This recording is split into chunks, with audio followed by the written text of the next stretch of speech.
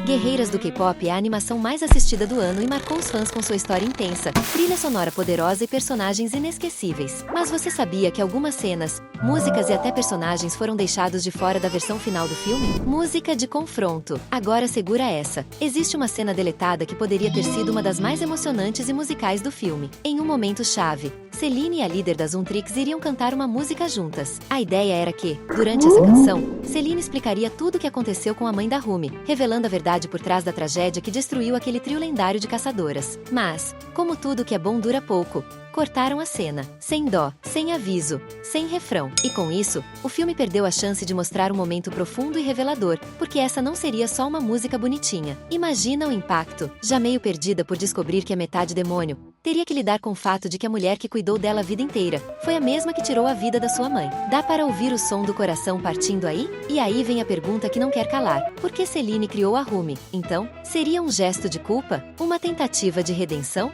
Ou um plano mirabolante para esconder a verdade até o momento certo? O que fica no ar é, por que essa cena foi cortada? Medo de deixar o filme profundo demais? Porque, convenhamos, isso daria uma carga dramática absurda e faria todo mundo sair do cinema sem saber se amava ou odiava Celine. E isso, meus amigos, é o tipo de emoção que o público adora. Hoje vamos mostrar tudo que ficou fora do filme Guerreiras do K-pop que poderia mudar a maneira como os fãs enxergam alguns personagens. Vem agora com a gente acompanhar mais um vídeo.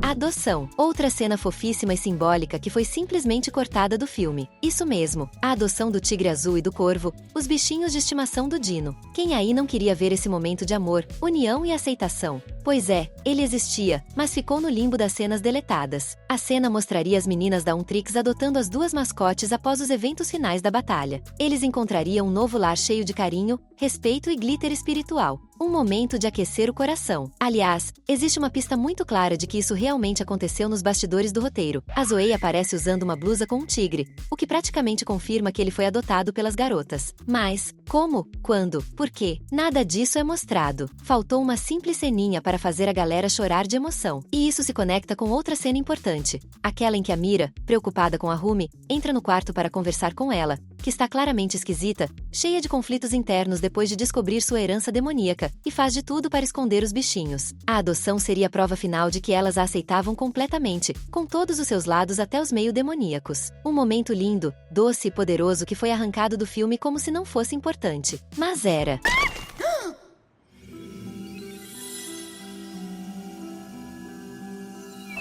Competição. E agora vamos falar de uma cena que tinha tudo para ser engraçada e icônica, mas que foi brutalmente cortada: a competição dos idols. Sim, existia uma cena em que as Untrix participariam de um torneio com os Saja Boys, e segundo os rumores, até mesmo contra outra banda de dolls. Algo bem típico da Coreia do Sul, já que competições entre grupos em programas especiais são tradição por lá. A cena mostraria um lado totalmente diferente das nossas caçadoras favoritas, o lado competitivo, trapaceiro e sem noção. Elas jogariam dados em desafios malucos, com punições engraçadas, apostas esquisitas, claro, muitos gritos. Só que, não rolou. Empresários e diretores fizeram uma reunião daquelas bem frias e a cena foi para o limbo. Uma pena, porque seria a chance de vermos as Untrix fazendo algo que não envolvesse comida. Vamos ser sinceros, se teve uma coisa que elas fizeram do início ao fim do filme, foi comer. E o mais intrigante, como elas mantêm aquele físico. Sério, existe um pacto ou é só genética? Ver as meninas envolvidas em algo mais dinâmico, como uma disputa esportiva mesmo que com dados gigantes ou desafios bobos, teria dado uma leveza maravilhosa pro roteiro. E o melhor, mostrar que elas funcionam não só como grupo de combate, mas como um verdadeiro grupo de entretenimento. Quem sabe numa continuação, né? Já imaginou as Untrix enfrentando um grupo rival de K-pop num campeonato interdimensional de jogos coreanos? Porque sim, o universo precisa disso. Antes de continuar descobrindo as cenas, personagens e músicas deletadas em Guerreiras do K-pop, comenta aqui embaixo dolls. Roupas. Mais uma cena que foi arrancada do filme e deixou todo mundo com gosto de quero mais foi aquela que mostraria as Untrix no seu momento de descanso cuidando da pele, se maquiando e, claro, escolhendo os looks do dia. Sim, iria ter sessão skincare, gloss brilhante e uma passarela improvisada dentro do quarto. Mas adivinha? Cortaram. A cena traria um lado super divertido das garotas, bem estilo K-pop mesmo, com elas provando roupas estilosíssimas, comentando os looks uma da outra e, quem sabe, até rolando uma votação. O closet da Rumi, que aparece rapidinho no início do filme, diga-se de passagem, não é nada compacto, dava a entender que vinha coisa boa por aí. Mas, ficou só na promessa. E aqui vai o detalhe mais revoltante. As roupas que vemos no filme nem eram as únicas opções criadas. Vários figurinos estilosos, modernos, super K-pop fashion, foram desenhados para os personagens, mas nunca deram as caras na tela. Louquinhos prontos para brilhar nos perfis do Pinterest e serem copiados por cosplayers, simplesmente esquecidos na gaveta do design. Essa cena teria sido perfeita para dar um respiro entre as batalhas e mostrar a personalidade de cada uma das Untrix fora das lutas e das comidas. Fica a dica. Na continuação, a gente exige um desfile completo, com direito a looks ousados, visuais intergalácticos e talvez até uma apresentação especial só com roupas de batalha glamourosas. Outro closet que os fãs iriam adorar ver com certeza é o dos Saja Boys, que tiveram looks bem estilosos e modernos no filme. Mas claro que o mais aguardado seria o do Jinu.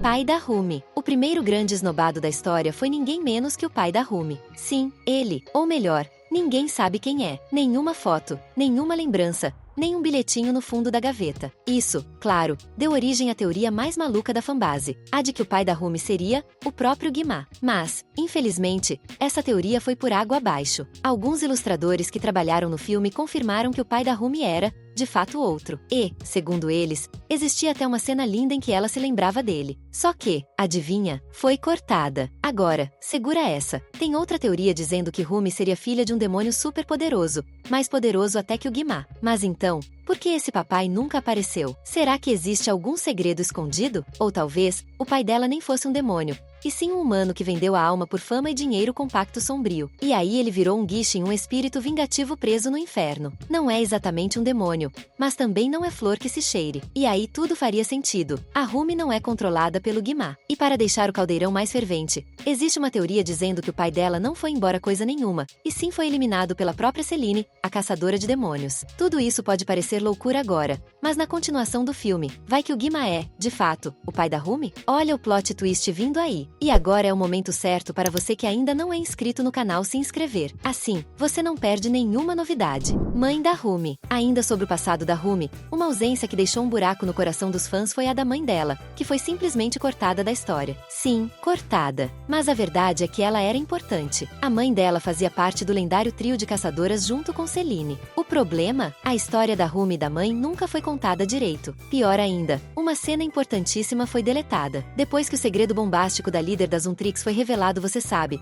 aquela coisinha básica de ser metade demônio, ela iria fugir e, antes de ter um confronto épico com a Celine, passaria por um momento sombrio. Encontraria a lápide da sua mãe, envolta por uma energia obscura. Aí o mistério só aumenta. Se a mãe dela era uma guerreira com linhagem divina, como é que essa energia demoníaca apareceu ali? Será que ela foi corrompida? Se transformou em algo? Ou pior, será que ela sempre teve algo a esconder? Essa cena teria sido um divisor de águas. A Rumi iria relembrar da mãe, do pai, do passado sombrio. A teoria mais polêmica entra em cena. Muita gente acredita que, nesse momento, ela se daria conta de uma verdade terrível. Celine, a própria melhor amiga da mãe dela, foi quem a matou. Imagina o drama. Melhor amiga traindo a outra, filha descobrindo tudo, meio demônio em crise existencial e o espírito da mãe possivelmente preso em algum limbo espiritual. Isso sim é enredo. E pensar que tudo isso ficou de fora. Mas quem sabe na sequência, né? A gente adora um flashback traumático bem dirigido. Beijo! Agora vamos falar da dor que une toda a comunidade de fãs. As cenas de romance entre a Rumi e o Jinu que foram cortadas. Todo mundo sabe que o casal era uma das melhores construções do filme. Eles tinham química e, segundo fontes confiáveis,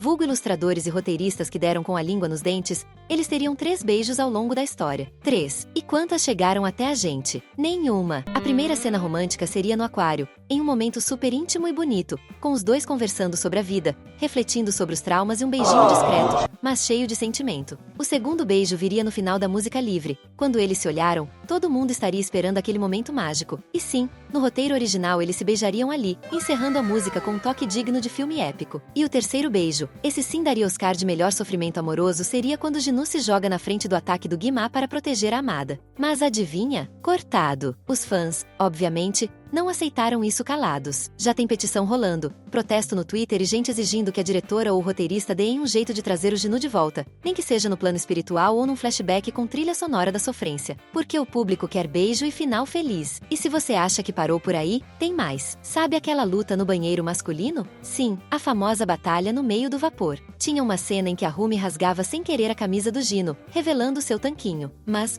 por quê? Mistério. Mas o que é certo é que tentar esconder a química de Rumi e do líder do Saja Boys foi em vão. Porque a gente viu. E agora queremos justiça. No fim das contas, todas essas cenas cortadas deixaram um buraco no coração dos fãs que queriam mais momentos de emoção, romance, moda e, claro, caos entre as Untrix. Talvez esses momentos ainda ganhem vida numa sequência ou num corte estendido. Se você curte o universo das animações, temos 2 vídeos muito legais que você vai adorar assistir. Valeu por acompanhar e até a próxima!